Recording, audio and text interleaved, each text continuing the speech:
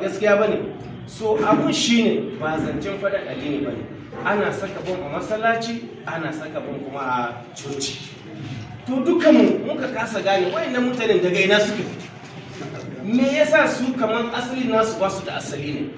To ne amfanin bata wannan sunan salama addini ta musulunci? Da sun fito mana da wata suna daban ma da mun yarda da wancan cewa tunda Kirista da musulunci wancan da wannan suna ba mu san ta wannan akidan su daban ne. Ko ba gaskiya ba? Idan aka ce wai ni sunana Muhammad sannan kuma aka je aka tarar da ni na sata, za a ce a'a yaya kana da suna Muhammad kuma ka ce kai sata. Haka addinin musulunci ya koya maka.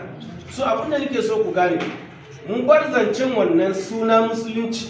Asalin musulmi na kwarai ya san kansa, ko ba gaskiya bane, wanda ko ka sa mishi bom cewa ka je kasuwa ka fasa wannan bodin, zai ce maka sai dai ko ka kashe shi kadai, amma bai kai bom din nan cikin jama'a. Tun da rayuwa ta karo an kama shi bai da makawa, ko ba gaskiya bane. Sannan kuma wannan bom da ta tashi karin wanta mace ne aka sa mata. Mata ina muku shawarar cewa ku kasance da tsayuwa mai kyau na sanin ya kamata.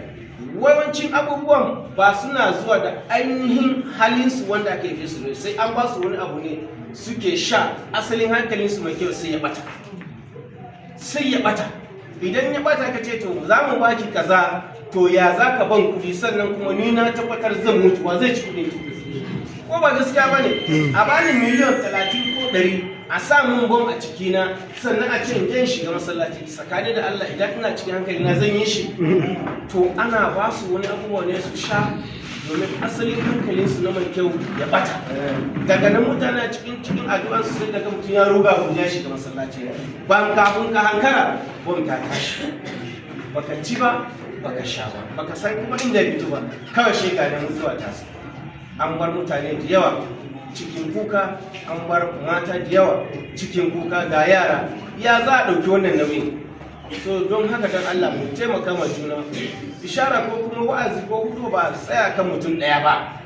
Duk inda ka ga irin mutanen nan suke tafiya, a rabu da su. In ana da zarafi kuma a gaya musu gaskiya, kai wani kewace gaskiya wannan halayen ba shi bane. Ko ba gaskiyan bane?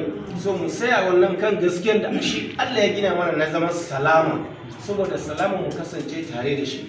Domin wata rana mu ma muna so mu haɗu a gaban kuci na mu zauna dukkan mu tare, muna cewa Allah mun gode masa domin ya mun bar duniya lafiya mun taru kuma a gabansa. Ko ba gaskiya bane?